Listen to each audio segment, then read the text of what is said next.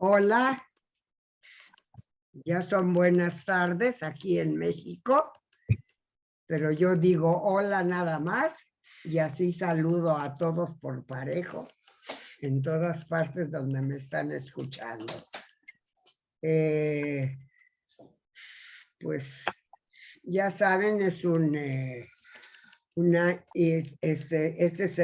temporada de muchas festividades en la que recordamos, hoy es si no me equivoco, este domingo es la fiesta de Sukkot, que es cuando recordamos que cuando cuando nuestros super antepasados iban en el desierto, comían en cabañas. ¿De dónde sacaban el material para construir las cabañas? No sabemos, pero si alguien del público quiere comentar sobre eso, adelante, el micrófono le pertenece a todo el mundo que quiera hablar para el público. Es fácil, madre. Siempre había algún paisano que les vendiera la madera y les vendiera la cabaña preestablecida. Lo que se recuerda es que vivían en o sea, exactamente, no son las casas de la Sukkot que se construyen hoy en día, lógicamente. Se construyen hoy con materiales, todo. La idea es que dormían, más que en las casas, que dormían en el desierto y todo, porque alguien no le hizo caso a las señoras de cómo se tenían que ir, y los señores decidieron que ellos sabían el camino y tardaron 40 años en llegar. No fue por no hacerle caso a las señoras y no existía Waze, porque las señoras seguramente, las esposas seguramente les decían, es a la izquierda, Moshe, y ellos se fueron a la derecha. Entonces fue por eso. Espérame, te voy a corregir. Se anduvieron en el desierto 40 años y fue con un propósito claro, que la generación con mentalidad de esclavos que había salido de Egipto. De Egipto, perdón, se me olvidó el nombre. Te digo que estoy mal. Sí, sí. Se ve. El caso es que no llegaran porque a Israel, a la tierra prometida, porque no lucharían por la tierra prometida, porque tenían mentalidad de esclavos. Así me enseñaron a mí en la escuela. Sí, madre. Es exactamente, porque recuerda que cuando salieron en el monte Sinai, ¿sí? No en la comunidad, ni en el hospital Monte Sinai, Dios les dio cuando les estaba escribiendo con Moisés, cuando bajaron, ya el pueblo se había vuelto idólatra, ya estaban construyendo el becerro de oro, etcétera, etcétera. Y entonces Dios dijo, esta generación no puede llegar a Israel, ¿sí? Y entonces los mandó a dar 40 años vueltas en el desierto, ¿sí? Yo supongo que era porque no le hacían caso a las señoras de cómo llegar a las direcciones, porque las señoras siempre saben cómo llegar a un lugar mejor que Waze y mejor que todo eso. Entonces, yo supongo que era por eso, y la parte religiosa era otra. Pero la idea era eso. ¿De dónde salían? ¿de dónde sacaron los materiales y todo? Pues Dios proveía, igual que mandó el maná, lo que era la comida, lo que era el que caía del cielo, justamente para Shabbat. Entonces se supone que de ahí es algo que no, seguramente alguien te podrá dar toda la explicación de dónde llegaban y todo, pero principalmente era ese sentido, dormían, y esa fue la idea y por eso se conmemora, y se pasan 8 días, porque tú lo empezaste diciendo, vivimos y caminamos. La idea de las fiestas judías, gran parte, especialmente Sukkot y en su momento Pesach, es que la gente sienta lo que se sentía en esos momentos y cómo era, y que fuéramos parte de esto. No nada más que se conmemore, sino que lo sintamos y seamos parte como de ese recorrido y veamos. Luego, ya no es tanto porque hoy en la Sukkot y todo ya tienes, ya la gente no tienes que dormir ahí, pero hay muchos que sí duermen en la Sukkot, pero comes, tienes que comer, tienes varias cosas, Y cosa importante, en Sukkot hay los 4 minim, se hace toda una ceremonia con 4 símbolos del judaísmo que recuerdan a las diferentes personas que componen al pueblo judío y a la humanidad. ¿Sí? El lulav, el etrog, etcétera, el arabá y esto, que son la parte simbólica también del judaísmo, ¿no? A ver, elabora, por favor, hablando despacio. ¿Mandé?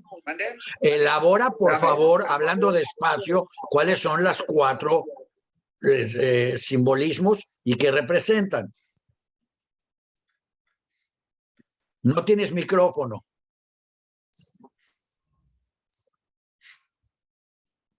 Bueno, el primer simbolismo significa el suicidio, porque parece que nuestro interlocutor se acaba de suicidar o apagar su teléfono. Acá estoy, ya me están oyendo. Muy bien. Entonces, a ver, para hablarlo, son...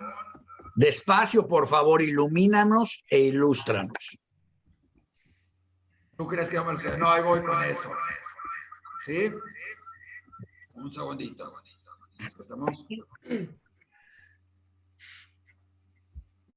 ¿Qué pasó? Voy. A ver, son el etrog, que es un limón en especial, es un... ¿Estoy oyendo doble todavía? Ya sé por qué soy doble. Ya no se oye doble, ¿verdad? ¿Sí? Ya está bien. Bueno, uno es el etrog, que es como un limón, muy en especial, muy cuidado y todo, ¿sí? Que tiene olor, ¿sí? Una cáscara blanca, ¿sí? Y tiene que ser cosechada todavía de un árbol cuando todavía está verde y luego madura y se torna en un amarillo brillante. Al que lo ha visto, es muy bonita la fruta, ¿sí? Lo que es y tiene olor y tiene sabor. O sea, representa a la gente que tiene espiritualidad y tiene un valor humano también, ¿no? ¿Sí lo han visto? Espero que lo hayan visto. Y conozcan de qué estamos hablando un poquito. No se ve nada. No, bueno, no tengo fotos. Si quieren, ahorita busco una foto. A ver. Si tengo alguna foto. Ahí sí puedo compartir. Sí. Bueno. El etrog normalmente representa el corazón de la gente. ¿Sí? A ver, fotos. Vamos a buscar en internet. O Judith, si tienes por ahí alguna.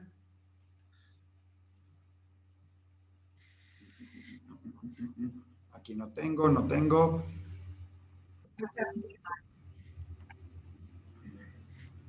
2 segunditos. Estamos buscando fotos para que la gente los pueda ver.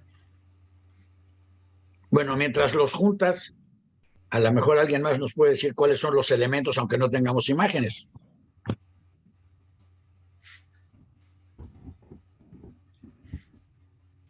¿A la 1? ¿Alguien? ¿A las 2? ¿A las 3? ¿Alguien tiene los elementos que se usan en una suke durante estas fiestas? ¿Cuáles son los 4? Etrog, lulav y todas esas cosas. ¿Alguien los recuerda? ¿Alguien los usó alguna vez? Pues... Nadie. Bueno, a ver, cuéntanos, Isaac, aunque no tengas imágenes. A ver, el señor Roberto Meyer, pero necesitamos su micrófono abierto.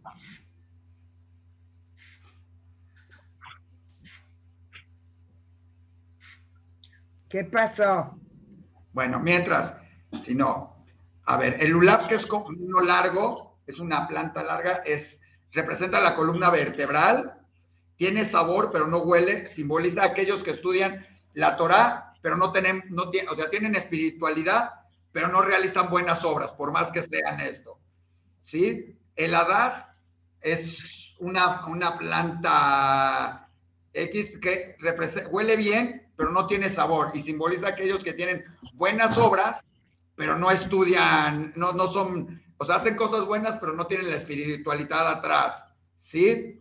El etrog es el corazón y es el que tiene las buenas obras, ¿sí? Tiene sabor y simboliza a los que tienen espiritualidad. Otros lo convierten espiritualidad como estudios religiosos y también realizan buenas cosas, ¿sí? Y la Arabá... Buenas obras. ¿Mandé?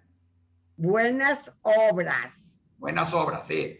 Y la Arabá no tiene ni sabor ni olor, simboliza a aquellos que no estudian religión o no tienen espiritualidad y tampoco hacen cosas buenas. Supuestamente al juntarlos, estamos representando a todo el pueblo judío y por eso el rezo se hace hacia todo el pueblo judío y cuando se reza moviendo las cuatro juntas hacia adelante, hacia atrás, a la derecha y a la izquierda, ¿sí?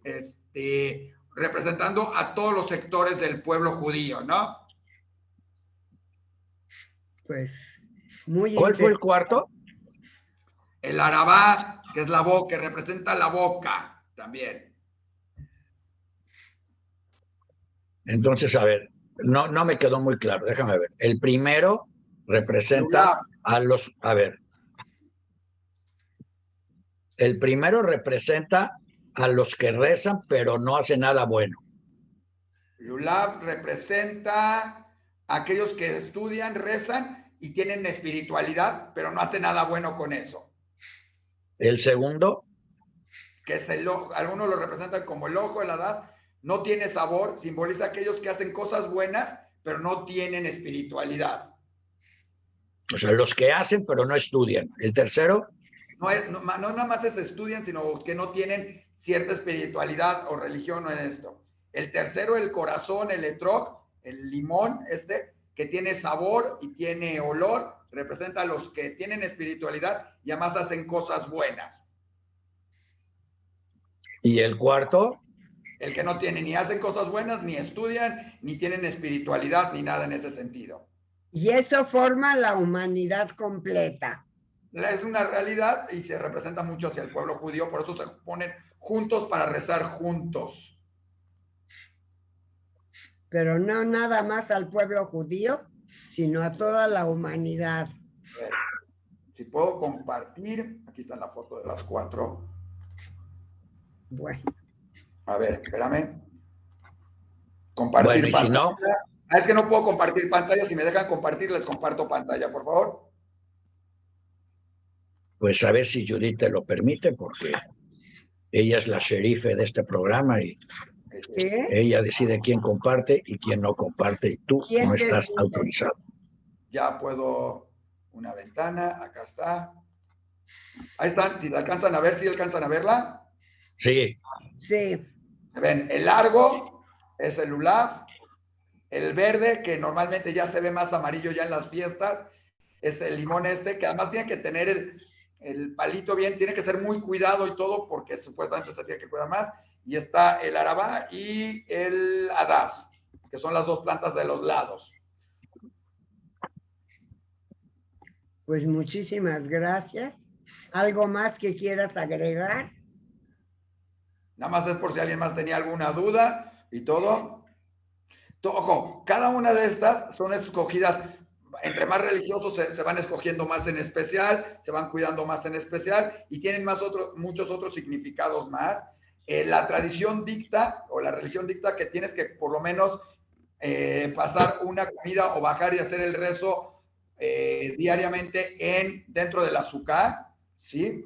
Y como les decía, algunos duermen en ella, la mayor parte nada más es tenerla y tienes que construirla. Se empieza a construir, curiosamente, se tiene que empezar a construir justamente acabando Yom Kippur, que acabamos de pasarlo de martes a miércoles pasado. Se empieza y la tienes que terminar antes del domingo que empieza en esta ocasión la fiesta de Sukkot. Bueno, entonces hay que terminarlo esta semana. Bueno, el domingo en la mañana, el domingo en la tarde empieza Sukkot y son 8 días. Al final de los 8 días viene lo que es la fiesta de Simchat Torah, que ya hablaremos el próximo viernes, pero es la fiesta a la Torah, a lo que es la Biblia, a lo que es las leyes judías. Es cuando se acaba de leer y se empieza inmediatamente a leer otra vez la Torah. Exactamente. Cada semana una parte de la Torah. Exactamente. Sí, son las tradiciones, hablaremos la semana que entra. Prepárate, Isaac, tú vas a hablar de eso la semana que entra. ¿Está bien? Para darles, cuando dije de espiritualidad, también quiere decir, hay otros que lo enfocan más que espiritualidad y rezo, también con sabiduría. ¿Sí? ¿Sí? O sea, más que espiritualidad, otros lo representan a los mismos. Entonces, digamos que el etrog es el que tiene espiritualidad y hace cosas buenas, como se consideraría Daniel. ¿Sí? ¿Sí? El Hadas es otra vez una persona que tiene buenos actos, pero no tiene sabiduría. ¿Sí? Y la idea es que todos fuéramos como el etrog, como este limón en especial, ¿sí? Que tiene todo esto. Todas las cualidades. Sí. Bueno. ¿Alguna otra pregunta o cambiamos de tema? Ustedes deciden. Pues, decidan qué quieren. Creo que no hay de momento preguntas. Y esto que nos estaba explicando Isaac está muy interesante. Ajá. Y podemos cambiar si quieres de tema, Maya. Por eso. A ver. Cambiamos de tema. Y antes de entrar al programa y antes de que pase Daniel con las efemérides, estábamos comentando sobre tus clases en la escuela. Y nos ibas a comentar un poco sobre cómo enseñabas Yiddish, qué era lo que más les gustaba a tus alumnos y qué literatura, qué libros leían. Mira, sobre todo leíamos a Sholemash. Yo sé que muchos de mis alumnos lo leían en español porque se les facilitaba más, pero a la hora que estábamos en clase, todo se hablaba en yiddish. Yo era maestra de yiddish y espero quedar en la memoria de todos mis exalumnos como la Lerer Kemaya y que cuando piensen en mí, pues piensen en el yiddish, que para mí era, ya te lo platiqué, Judith, era mi idioma materno, fue el primer idioma que hablé, porque en mi casa mi mamá y mi papá solo hablaban yiddish. Creo que esto ya se los conté, pero si ya lo conté, dime, ya lo sabemos.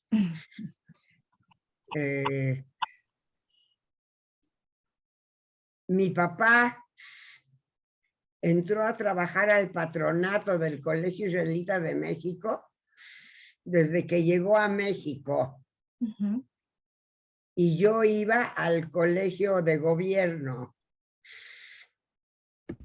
Y si ya lo conté, dime que me calle. No, sí nos habías comentado al respecto. Entonces ya no lo cuento.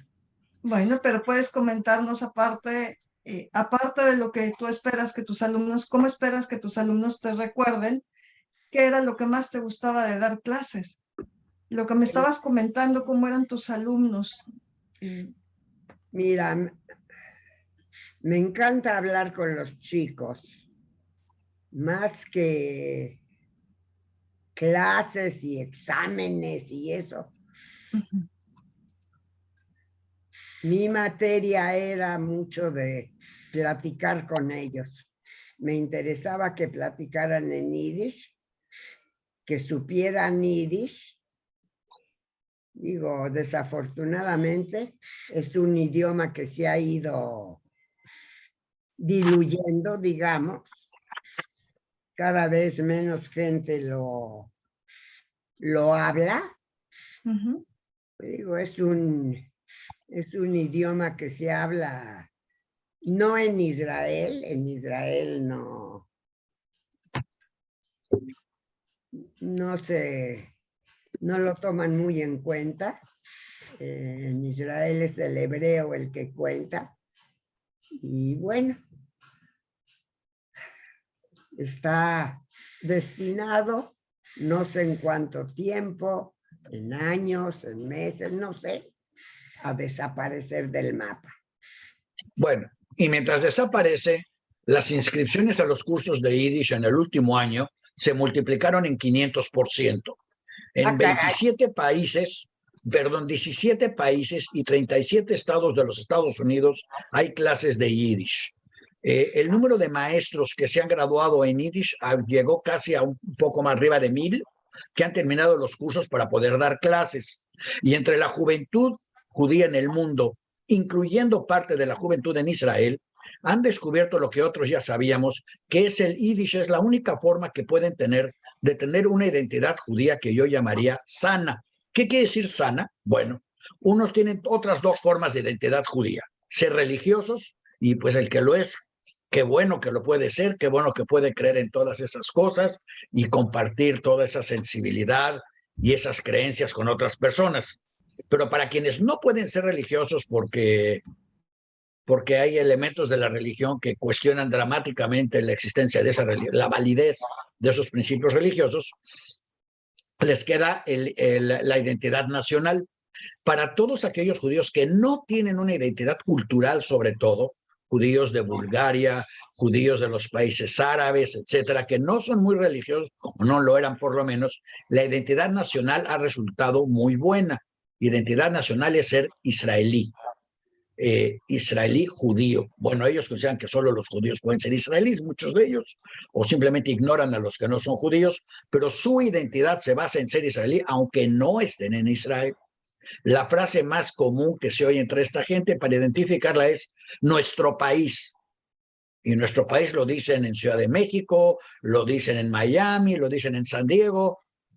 Y cuando uno les pregunta, ¿cuál es nuestro país? Oh, claro, nuestro país, porque nosotros hemos inventado y se adjudican todos los inventos que se hacen o no se hacen en Israel.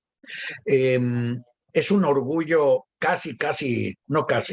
hipernacionalista que requiere justificar cualquier acción de un gobierno para poder justificar la propia identidad. Y la tercera forma de identidad es la identidad cultural, una identidad cultural sin vergüenza. Partiendo de Súquez, donde precisamente la idea dice que tenían que morirse en la generación tenía que andar 40 años en el desierto. Digo, realmente Dios podía haberlos matado de un sablazo en 10 segundos y dejar a los demás, pero no, los hizo caminar 40 años a todos. Mientras más oigo, más risa me da cómo se divierte Dios y sus colegas en su gabinete, al ser como otros gabinetes que conozco. Él toma las decisiones y los demás se divierten. Pero en fin, mientras él se divertía viendo cómo los que tenían que morir iban caminando 40, ¡ay, mira este! Lleva 38 años y todavía aguantó. Bueno, al final de los 40 años ya se murieron todos y ya con esa mentalidad de libertad absoluta pudieron entrar a Israel. Claro que lo mismo pasó después de Babilonia, lo mismo pasó después de Persia, lo mismo pasa cada rato. El único problema es que no es cierto. Cuando acabó la Segunda Guerra Mundial, el Estado de Israel pudo soportar el ataque de los países árabes únicamente gracias a que llegaron sobrevivientes de los campos de exterminio que lucharon en las líneas contra la invasión de los países árabes. Sin los refugiados, Israel no hubiera sobrevivido. Por más independientes y liberales y pensados y lo que fueran, necesitaban, llamámosle la carne de cañón o la carne de convicción de los sobrevivientes que necesitaban y querían acomodar al lugar, tener un lugar donde no los molestaran. Bueno, les falló porque no los han dejado de molestar hasta la fecha, pero por lo menos sienten que están en control de sus condiciones, lo cual es cierto. Entonces, para quienes quieren ser israelíes, necesitan esa identidad nacionalista sin la identidad cultural necesariamente. Israel se presta de maravillas. Debo subrayar, en Israel no existe el matrimonio civil, en Israel no existen los derechos femeninos. O sea, Israel está dirigido por una liturgia ortodoxa, hiperortodoxa. Y si uno quiere un matrimonio civil, se tiene que ir a Chipre o a Grecia o a algún otro lado. Ojalá tuvieran frontera con México, porque entonces si tuvieran frontera con Tijuana, tendríamos en Tijuana edificios enormes ofreciendo matrimonios civiles a israelíes, más incluido en el precio 3 noches de luna de miel en Rosarito. Desgraciadamente no podemos aprovechar ese turismo porque están muy lejos y no vienen hasta acá, aunque las últimas características de bodas judías en Israel para gente que no quiere ser religiosa eran bodas por Zoom que se hacían en el estado de Utah, donde están los mormones en Estados Unidos. Y entonces como el rabinato israelí se dio cuenta de que se le estaba escapando las cuotas, porque esta gente se estaba casando sin pagarles cuotas a ellos, ya prohibieron las bodas por Zoom. Entonces, es un país litúrgico que está muy bien, pero el punto final era que la teoría de que si vienes de una vida de esclavos, tenías que morirte para que la siguiente generación no pensara así, realmente también funciona al revés.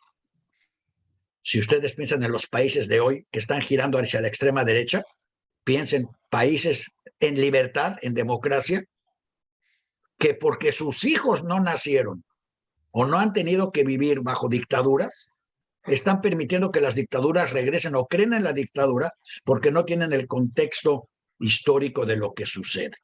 En Suques yo creo que lo que hay que tener es un contexto histórico. Y en cuanto al Yiddish, el Yiddish ofrece para quienes lo tienen, que no necesariamente son ashkenazim para quien me está escuchando. Hay muchísimos judíos árabes y sefaradís estudiando, que estudiaron y que están estudiando Yiddish, más muchos religiosos que tienen un dialecto especial, pero que es bastante comprensible. ¿Y algunos no religiosos? Y algunos no. Ni judíos, ni nada. O sea, el poderse identificar con el Yiddish como instrumento cultural permite no tener que tener lealtad obligatoria hacia las acciones de un gobernante. Pueden ser sionistas, pueden ser israelíes, pueden no ser sionistas, pueden no ser israelíes, pueden ser religiosos, pero no tienen que ser leales absolutamente a algo, porque no es el,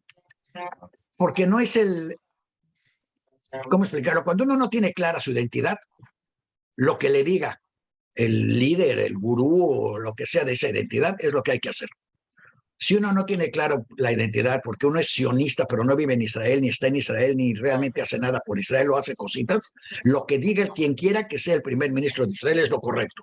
No se puede equivocar el líder. Cuando uno es cultural, se puede equivocar todo el mundo porque todo es cuestionable y todo es justificable. Y el judaísmo básicamente es eso. Entonces, si bien es cierto que el Yiddish está ahorita, pasó de ser el sexto idioma en importancia después de la Segunda Guerra, de acuerdo a la Enciclopedia Británica, el Yiddish era el sexto idioma en importancia en el mundo, pasó a ser un idioma en peligro de extinción. ¿Por qué? Precisamente por la persecución intelectual que hubo contra él en Rusia, el asesinato físico realmente de sus escritores y la persecución intelectual que hubo en Israel hasta hace apenas unos años, cuando finalmente estaba prohibido escribir, publicar o hacer cosas en Yiddish. Quien lo hacía, no podía usar subsidios del gobierno, no podía usar instalaciones del gobierno, el periódico en Yiddish tenía que ser en periódico rosa porque es el que se podía conseguir en el mercado negro, etcétera. Estaba prohibido porque querían que nada más existiera el hebreo, que está bien, porque ellos parten de la base de que Israel debe de ser en hebreo, y está bien. En algún momento hablaremos de la importancia que tiene el idioma en la conformación mental y de valores de quienes lo usan. No piensa igual quien habla español que quien habla alemán. Y no porque esté educado en otro lugar, sino porque el idioma le da conformaciones de imágenes diferentes. Si yo digo el Anschluss, en español no significa absolutamente nada, aunque yo diga el absorber a la provincia de al lado. No significa nada. En cambio, acá sí. Si yo digo eureka, para los griegos significa todo. Para los demás no. El idioma griego, debemos de entender además, los idiomas judíos han sido muy particulares.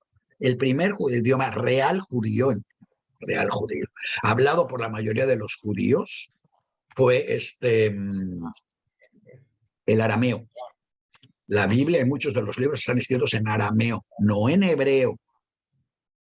El hebreo fue una tribu que lo metió después, desevolucionó el arameo. Todavía hay unas organizaciones, unos grupos en el mundo que hablan arameo. No está muerto el idioma, está seriamente dañado, pero todavía existe en algunos lugares.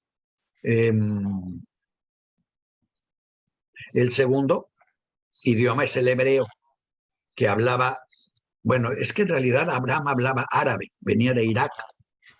Todas las esposas de los hijos y nietos y descendientes de Abraham fueron traídas de Irak, hablaban árabe. Y yo pienso que en el camino ese árabe se fue convirtiendo precisamente en hebreo, como un dialecto del árabe, o de lo que fuera el árabe de aquel entonces. Después de ese idioma, que es un idioma perfecto, surgió en el desierto, surgió en esas tierras, surgió en ese punto en el que todo el mundo está contra todo el mundo, que siempre ha estado en guerra para siempre entre todos, porque es el punto de, como que cada quien lo quiera ver, el punto de unión de todas las civilizaciones, o el punto donde todas las civilizaciones se unen para golpearse unas a las otras. Pero el caso es que está en ese punto estratégico. Y crea un idioma muy particular. El yiddish, a mi gusto, que además surge del judeo español y se alimenta después del italiano, luego del romance, y finalmente agrega elementos, bueno, su gramática es totalmente latina, y después agrega palabras del alemán y del ruso. Es un idioma prácticamente universal. No es de sorprenderse, por consiguiente, que sean hablantes del yiddish los que crean el esperanto, los que crean las teorías de la paz universal, los que dicen que todos podemos comunicarnos entre nosotros. Dentro del yiddish hay un concepto de universalidad que obviamente no tiene el hebreo, lo cual no es malo ni es malo. El yiddish, por tener universalidad, no tiene nacionalismo. El nacionalismo, por ser nacionalismo, no tiene universalidad. Entonces, sí, el yiddish está como un idioma en proceso o en peligro de desaparición, sobre todo porque las instituciones que tienen de alguna manera, dependen o se alimentan del Estado de Israel, hacen todo lo posible por destruir cualquier intento de educación en yiddish. Destruyeron el sistema educativo en yiddish en Argentina, desarmaron el sistema educativo en yiddish de México y van a desarmar cualquier sistema educativo que encuentren porque para ellos es competencia. Hasta que resulte que los judíos necesitan otra identificación para ser judíos que no sea Israel, lo cual, pues Estados Unidos aparentemente siempre va una generación adelante del resto del mundo, judío por lo menos, y en Estados Unidos ya es una realidad. Los jóvenes de los Estados Unidos se están tratando de identificar como judíos y no como miembros del gobierno israelí. Subrayo la palabra gobierno, pero es que los sionistas no separan el gobierno del concepto. Si Netanyahu literalmente quiere pararse de cabeza, todos nos tenemos que parar de cabeza porque Netanyahu no puede equivocarse. Si Netanyahu es corrupto, es menos corrupto porque es el primer ministro israelí.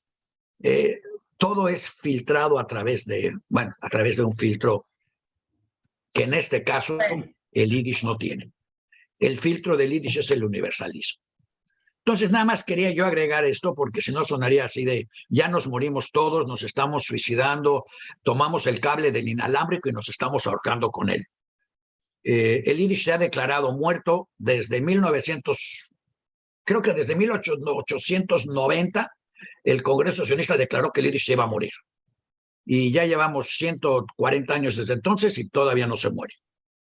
Entonces, sí, cada vez está más cuestionable y cada vez surgen más clases y más cosas para tratar de mantener vivo el idioma. Y lo interesante es por quiénes, todos ustedes piensen cuántos idiomas conocen sin apoyos gubernamentales de ninguna índole que insistan sus miembros en mantener el idioma vivo, que insisten en hacer conciertos, discursos, grabaciones, productos, diccionarios en ese idioma sin que haya un apoyo gubernamental o un financiamiento externo que lo mantenga. Y esa es la fuerza que finalmente tiene ese idioma. Bueno. Pero bueno, ya hablamos de Suques y ya hablamos del yiddish, sí. Ahora, ¿de qué quieres hablar, hijo? Estuvo muy interesante esta. Ajá, yo creo que la gente ya quiere que alguien más hable además de mí, pero bueno. Pues a la Vamos a mejor. hablar. ¿Qué les parece si hablamos de efemérides? Porque ahora hay efemérides que podrían bueno. resultar interesantes. A ver. Espero. Pues miren, el 1 de octubre de 1942, el gobierno de México... ¿1900 qué? 42. Ah, A la mitad de la guerra, el gobierno de México, dice acá otorgó, pero no es cierto, no otorgó. Exigió la creación de un comité central judío en México, porque ya estaba hasta el gorro el gobierno de México de que llegara un judío y le dijera, no, es que los judíos, y el otro le dijera, no, esos no son los judíos, no, somos los otros. Y entonces llegaba Glantz y decía, los judíos somos intelectuales y somos luchadores y somos poetas. Y entonces llegaban los judíos de Montesinaí y decían, no, los judíos somos una religión, a la cual Gantz no se prestaba.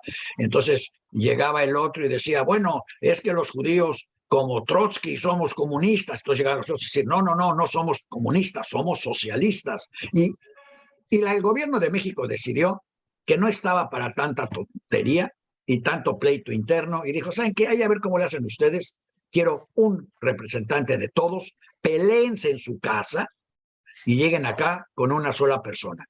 Debo de subrayar que México es el único país en el que existe, hasta donde tengo entendido, un comité central con reconocimiento gubernamental. En todos los otros países existen organizaciones y gente más rica o más pobre que crea el World Jewish Congress y la comunidad judía de París y cosas por el estilo, donde el que tiene más dinero, pues ese, como dirían las guacamayas, grita más. Pero no son reconocidas por el gobierno como la instancia de la comunidad. En México sí, porque así se evitan por completo el tener que tratar con la comunidad. Ha habido comités centrales o gente en el comité central muy valiosa y ha habido otra no tan valiosa, como sucede en todas las organizaciones. En fin, el comité central se fundó por órdenes del gobierno mexicano el 1 de octubre de 1942. Otra fecha interesante en octubre, obviamente, es el 2 de octubre. El 2 de octubre, el personaje central, sí, uno de los personajes centrales en los medios de comunicación y en la campaña echeverrista contra el 2 de octubre era Botvinnik Kalinka. Pobre paisano que iba caminando por el Zócalo durante una de las manifestaciones, lo agarraron por güerito y cuando se dieron cuenta que sus nombres eran Botvinnik Kalinka, casi yo creo que se han de haber muerto del gusto las guardias nacionales de entonces, porque Botvinnik Kalinka, ¿qué puede ser más ruso? Piensan en los apellidos. Botvinnik Kalinka. Y entonces acusaron y demostraron a través de él que Tlatelolco y el movimiento estudiantil era un movimiento comunista que quería derrocar al gobierno de México y sobre todo que ponía en cuestionamiento el principio de autoridad. Ay, perdón, me atraganto nada más de decir el principio de autoridad porque otra vez estamos oyendo los mismos cuestionamientos, el principio de autoridad. Yo creo que, ¿ven? Eso pasa cuando uno habla yiddish, no existe el principio de autoridad. Todo es cuestionable y todo es demostrable. ¿Quieres tener autoridad? Gánate el respeto. No existe, no porque seas presidente o porque seas algo, tienes un principio de autoridad, a menos que le pongas a golpes, claro. En fin, el 3 de octubre murió Mark Edelman. Mark Edelman no solo fue, como dice acá, el último líder del levantamiento del gueto de Varsovia en 1943, también fue el líder del levantamiento de Varsovia en 1944, también fue el principal cardiólogo en Polonia después de la guerra, también fue asesor del levantamiento contra los comunistas en Polonia y también fue subcomandante con Boris Yeltsin en la creación del nuevo gobierno democrático polaco. O sea, aquí lo hicimos muy levantamiento. No, ahí empezó, pero de ahí siguió en adelante. Obviamente, Mark Edelman, su idioma materno y su idioma en el que básicamente habló además de polaco, porque no le quedaba con quién más hablar en Polonia. El otro idioma era el yiddish. ¿Por qué lo subrayo? Porque esa lucha por el derecho de cada grupo a ser autodeterminante en cuanto a sus valores, sus lenguajes y sus principios, solo se puede dar en Yiddish. El sionismo no permite ese tipo, el hebreo es totalmente unificador, es una unidad central a la que hay que unirse. Bien, hablando de unirse, el 3 de octubre se reunificaron Alemania Oriental y Occidental, que hablando un poco de Suques y los 40 años, fíjense qué chistoso, fueron 40 años de Alemania separada en dos, como si fuera bíblico el castigo, por matar a 30 millones de personas. Alemania estuvo separada como castigo divino por 40 años. Y a los 40 años de su separación, se volvió a reunificar en 1990. Debemos destacar que este año, en octubre de este año, Alemania volvió a empezar a producir a través de las fábricas de la BMW. Está produciendo nuevamente armamentos que se supone que no iba a producir, con el pretexto de que tiene que apoyar a los ucranianos y a los polacos.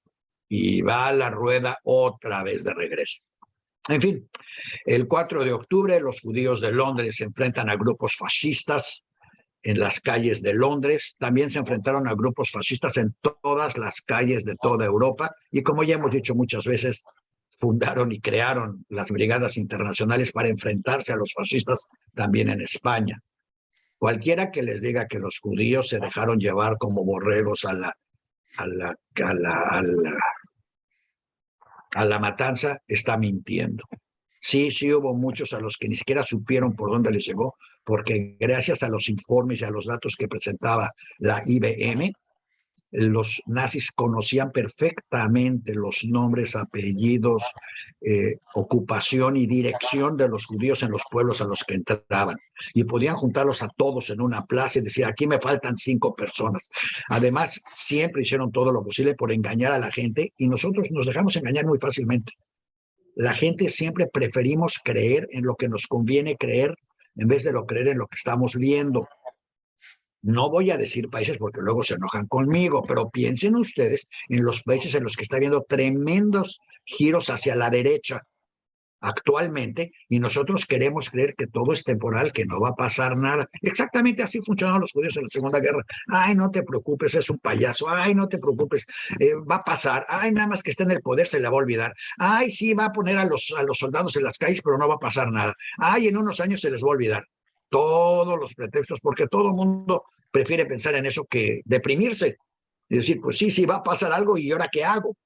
Entonces, así se luchó. Bueno, y hablando, ya que hablábamos del Yiddish y de todo eso, bien, el 5 de octubre, Isaac Bashevis Singer recibió el premio Nobel por su obra, obviamente en Yiddish. Está toda traducida, gracias al premio Nobel, está traducida a todos los idiomas del mundo su obra. Léanla porque así van a entender quiénes son judíos.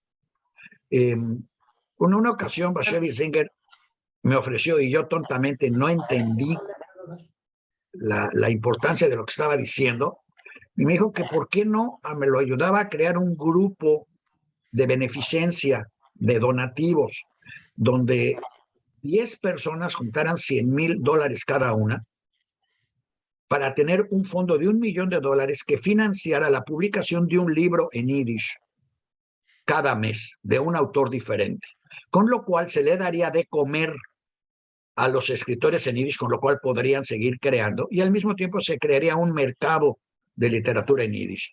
Yo no entendí la urgencia ni la importancia y dejé pasar la oportunidad. Ojalá la tuviera yo otra vez. Ojalá lo tuviera yo al lado otra vez para poder usar su nombre y poder recabar ahorita ese dinero, porque los escritores están y lo que falta es el dinero para publicar los libros. Pero si usted me está escuchando y quiere ayudarnos, pues bienvenido. Vamos a crear el Club Literario en Yiddish, Bashevis Singer. Todo lo que necesitamos juntar es $1 millón para pagar la impresión de los libros que se están creando, que se están escribiendo hoy en Yiddish. Y hablando de vivir en paz, vivir en guerra, ser perseguidos, ser esclavos y quién sabe cuánto, el 6 de octubre Israel vio por segunda vez directamente a los ojos la posibilidad de desaparecer como país. Durante la guerra de Yom Kippur, cuando el Mossad, y lo digo no como burla ni como menos, sino para que todo se vuelva a su santa medida, todo el mundo cree que el Mossad es infalible. Bueno, no lo es. El Mossad ni se enteró que iba a haber una guerra en Yom Kippur. ni se enteró de la magnitud que lo iba a haber, ni del convencimiento que iban a tener esos soldados para atacar a Israel. Y curiosamente, si Israel se salvó de la destrucción en esa guerra, fue por ahora sí, esto es religioso, fue casi por un milagro y una decisión del general Sharon, que cuando vio que los soldados egipcios ya estaban atrás de él y se iban derechito hacia Israel y no iba a haber nada que los detuviera, no había nada que los detuviera. Él, estando parado cerca del Sinaí, dijo, bueno, pues si ya perdimos todo, vamos al ataque y nos aventamos sobre Cairo. Y cruzó el canal de Suez. Y al cruzar el canal de Suez se corrió la voz entre el ejército egipcio que iba ganando, se cruzó la voz de que estaban perdiendo, de que los israelíes estaban a punto de tomar Cairo.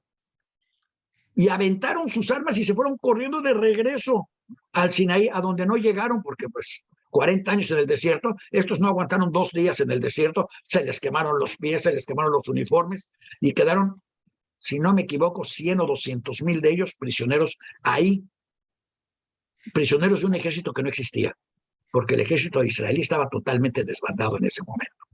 Esa es la guerra de Yom Kippur. Y la guerra de Yom Kippur, bueno, le costó el gobierno obviamente a Golda Meir, le costó el gobierno a toda la izquierda israelí, y a partir de entonces estamos conectados todo el tiempo hacia el partido de Netanyahu y todos los demás que sí garantizan la defensa del país. Daniel, ya que hablas de esa Sí. anécdota, en Siria, por el lado de Siria, en ese mismo entonces, ¿sí? Que también fue, por decirlo, curioso. Hay que recordar que en la guerra de Kippur atacaron por todos lados a Israel. Como tú lo pones ahí, fuerzas sirias también entraron por los altos de Golán. Entraron tan fácil que cuando se les presentó un tanque, otras de esas cosas, ¿sí? Dijeron, no puede ser que estemos entrando tan fácil, algo debe de estar mal.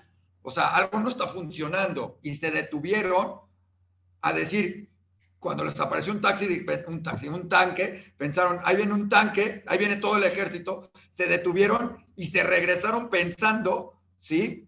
Que algo no estaba bien, que no podía estar. Y fue otra de esas cosas curiosas que hicieron todo, y también se fueron para atrás. O sea, por los dos lados les entró no puede ser, y también se regresaron cuando se les presentaron enfrente 2, 3 tanques que eran los únicos valientes, que dijeron, bueno, hay que recordar